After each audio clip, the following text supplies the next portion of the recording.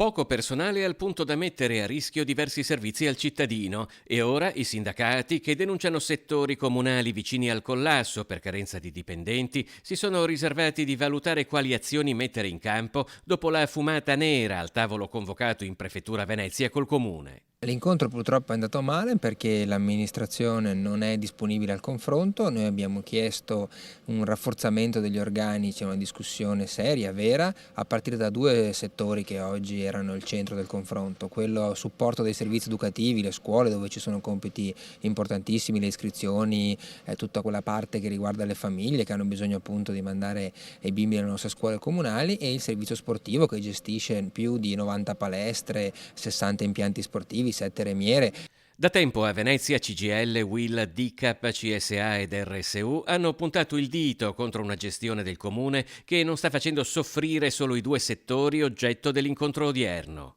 La mancanza del servizio anagrafe società civile è gravissima, lì siamo al collasso, c'è un'uscita ancora di personale per i pensionamenti. Ieri la Giunta ha approvato 200 assunzioni, 100 sono vigili. Così continua a assumere solo e soltanto nella polizia locale, quando in realtà le emergenze del comune sono altre, ma sono emergenze non solo per i carichi di lavoro, ma anche per i servizi cittadini che sono fondamentali. L'unico organico che crescerà, anche rispetto al 2015, è quello della polizia locale, assunzioni che secondo i sindacati rispondono più ad un indirizzo politico che alla cura dei servizi ai cittadini. Oltretutto, tra i nuovi agenti ci sono già state defezioni. E molti cercano la mobilità di andare in altri enti appena possono, o alcuni addirittura hanno scelto di non farsi confermare il contratto di formazione lavoro, perché questo corpo continua ad essere utilizzato in modo improprio, cioè si pensa di sostituirsi alla polizia, alle forze dell'ordine con compiti che non sono loro, e quindi si espongono anche gli operatori evidentemente a rischi. Noi continuiamo a dire che la polizia locale è un presidio importante, ma è un presidio che svolge funzioni amministrative,